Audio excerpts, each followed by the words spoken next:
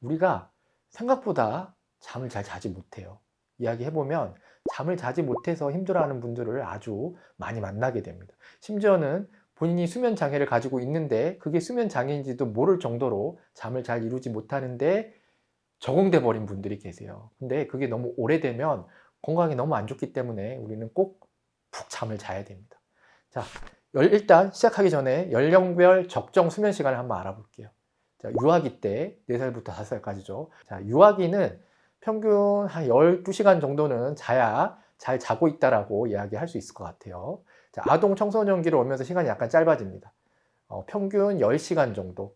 자, 이때부터 약간 안 맞기 시작하죠. 자, 청소년 중에서 10시간을 자는 친구가 있을까요? 자, 아무도 없습니다. 예, 그렇게 잘 수가 없어요. 여기서부터 우리가 적정 수면 시간을 어기게 되는 거죠. 더 나이가 들면 수면 시간이 좀 더 짧아집니다. 자, 7시간에서 8시간인데 이 노년기가 돼서야 우리는 비로소 잠 잘 시간을 확보할 수 있는데 사실 편하게 못 자죠. 뭐 여러 가지 이유로 뭐 외롭거나 경제적인 생활이 어렵거나 뭐 하여튼 아프거나 이래서 또 잠을 못 잡니다. 우리는 어렸을 때부터 나이 들어서까지 정말 잠을 잘 못 자는 환경에 자주 노출이 되는 것 같아요. 자, 이번엔 대학생들의 수면 시간에 대해서 한번 조사를 해봤습니다. 아까 표에서 보셨듯이 대학생들은 평균 몇 시간 정도 자는 게 잘 자는 걸까요? 자, 7에서 8시간 정도를 자면 잘 자는 겁니다. 근데 이 표에서 보시면 아시겠지만 절반 이상이 적정 수면 시간을 채우지 못하고 있어요. 시험 기간이 되면 이건 더 심각해지죠. 아주 고질적이고 만성적인 수면 부족에 시달리게 됩니다. 자, 우리가 잠을 잘 자지 못하는 이유는 뭘까요? 수면 시간이 부족한 이유는 공부나 여가 시간, 뭐 여러 가지 이유가 있겠지만 하여튼 바쁜 거예요. 해야 될 일이 너무 많고 바쁘기 때문에 잠을 잘 자지 못하는 경우가 많죠. 근데 문제는 내가 바쁘지 않아도 시간이 많아도 잠을 잘 자지 못할 때인 것 같아요. 이럴 때 우리는 수면 장애가 있다라고 이야기를 하는 거죠. 수면 장애란 뭘까요? 수면 장애는 크게 세 가지로 나눌 수 있습니다. 우리는 불면증만 수면 장애라고 생각해요. 하지만 수면 장애는 불면증도 있고 수면 무호흡증도 있고 기면증도 있습니다. 불면증은 말 그대로 잠을 잘 못 자는 거예요. 그리고 자다가도 자꾸 깨는 겁니다. 아니면 자기가 싫어져요.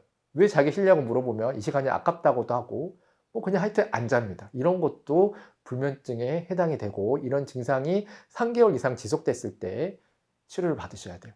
자, 수면 무호흡증은 뭐죠? 우리가 자고 있을 때 호흡이 멈추는 증상입니다. 무호흡과 저호흡으로 나누는데 무호흡은 10초 이상 멈췄을 때, 저호흡은 정상 호흡량의 50% 이하로 호흡을 하고 있을 때 수면 무호흡증이라고 해요. 이게 중증인 경우에는 자고 있는 동안 30회 정도 호흡이 멈춥니다. 굉장히 위험하죠. 근데 내가 알 수가 없어요.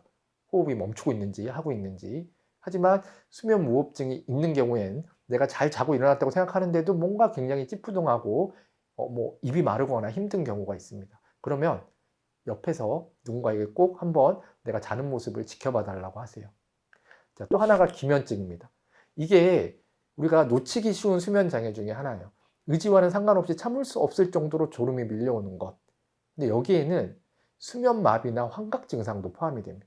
수면 마비는 우리 흔히 가위 눌린다고 하잖아요. 일어나려고 했는데 몸이 일으켜지지 않거나 내가 잠들려고 하는데 뭐가 짓누르는 느낌, 근육이 경직되는 거죠.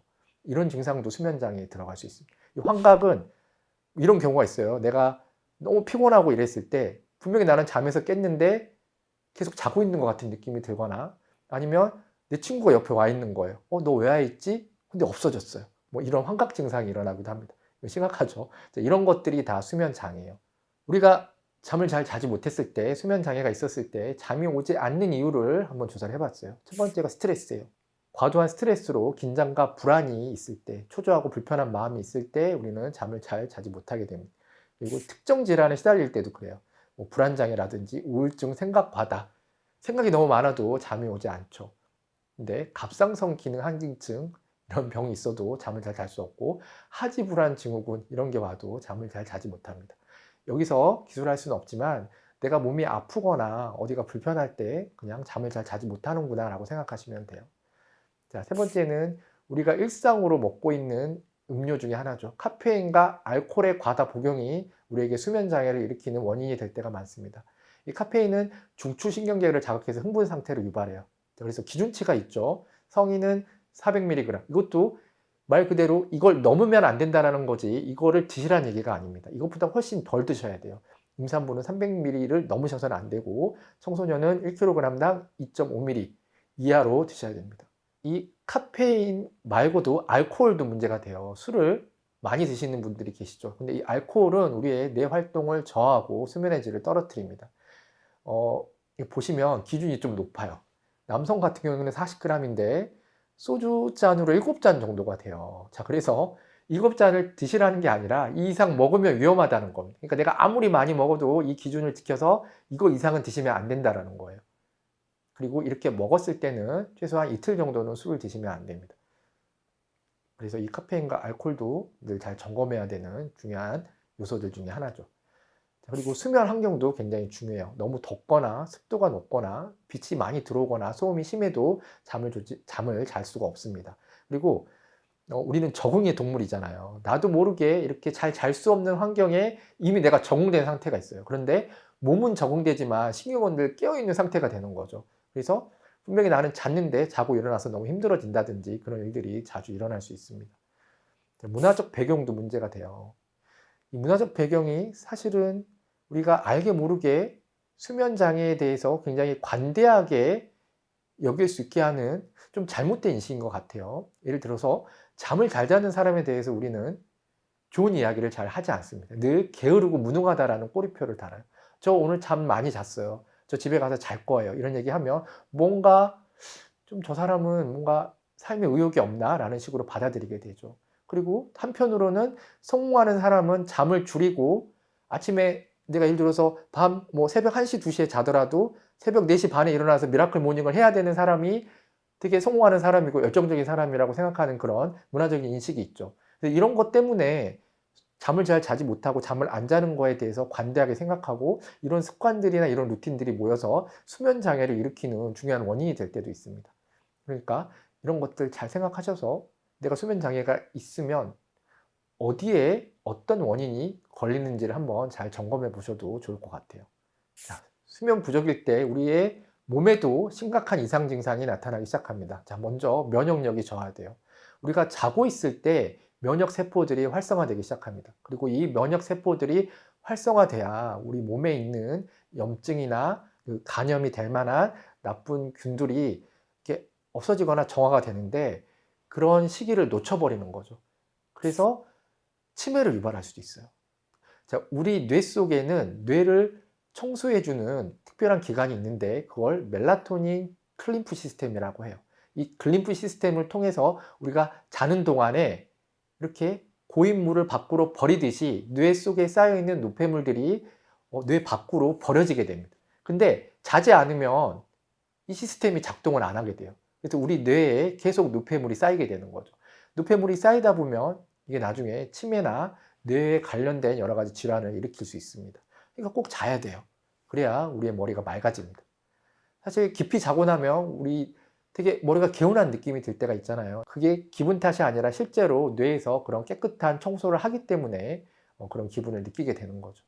또 심혈관 질환 역시 심각해집니다. 수면 중에 일어나는 자연스러운 혈압 하강이 이루어지지 않아서 고혈압, 심장마비, 뇌졸중 등의 위험이 증가하게 되죠. 그리고 비만, 당뇨, 대사장애 같은 내분비 질환도 심해져요. 우리가 잘 때 손상된 신체를 회복하고 재생이 이루어지는데 그런 게 자지 않으면 이루어지지 않기 때문에 대사장애가 일어나는 거죠. 식욕을 억제하는 렙틴 호르몬 수치가 감소하고 반대로 식욕을 자극하는 그런 호르몬들이 증가해서 비만을 유발하기도 합니다. 그래서 이 잠을 잘 자기 위한 명상을 여러분들에게 소개해 드립니다. 이 478 호흡 명상이라는 게 있어요. 448이라고도 하고 478이라고도 하는데 이 호흡 명상은 불면증 개선을 위해서 만든 호흡 방법입니다. 애리조나 대학의 앤드류 웨일 교수가 만든 건데 부교감 신경을 안정시키고 세로토닌 분비를 촉진하고 수면 호르몬인 멜라토닌 분비를 자극해서 수면에 들어가게 하는 호흡법이에요. 이름만 보면 굉장히 거창한데 원리는 간단합니다. 들이마시는 호흡보다 내쉬는 호흡을 길게 하는 거예요. 우리가 호흡을 들이마실 때는 우리의 몸을 활성화하는 교감신경이 활성화됩니다. 그리고 호흡을 내쉴 때는 우리의 몸을 안정시키는, 우리의 몸과 마음을 안정시키는 부교감신경이 활성화돼요. 그래서 들이마시는 호흡보다 내쉬는 호흡을 부드럽고 길게 해서 부교감 신경을 활성화시키고 우리의 몸을 안정시킨다는 이론이죠.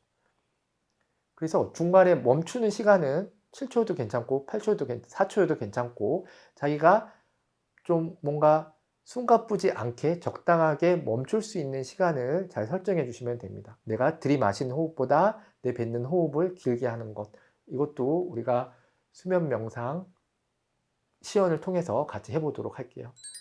이제 수면에 도움이 되는 4, 7, 8 호흡을 해보겠습니다. 코로 호흡 들이마시며 속으로 숫자를 4까지 세주십시오. 1초에 하나씩.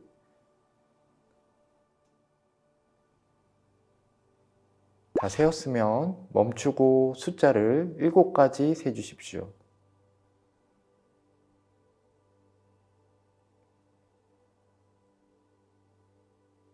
다 세었으면 입으로 천천히 호흡 내쉬면서 숫자를 8까지 세주십시오.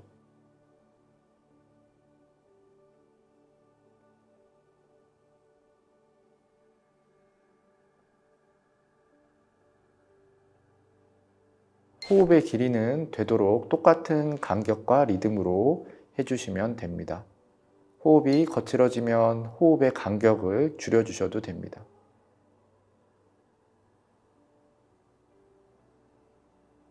중요한 건 들이마시는 호흡보다 2배 정도 길게 호흡을 내쉬어 주시면 됩니다.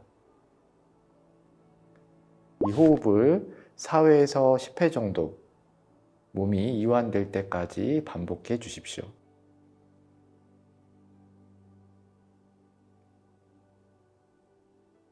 수면 명상을 통해 편안한 잠자리에 드시길 바랍니다. 잠이 잘 오지 않는다면 꼭 이런 수면 명상을 통해서 여러분들이 깊은 잠을 잘 수 있었으면 좋겠습니다.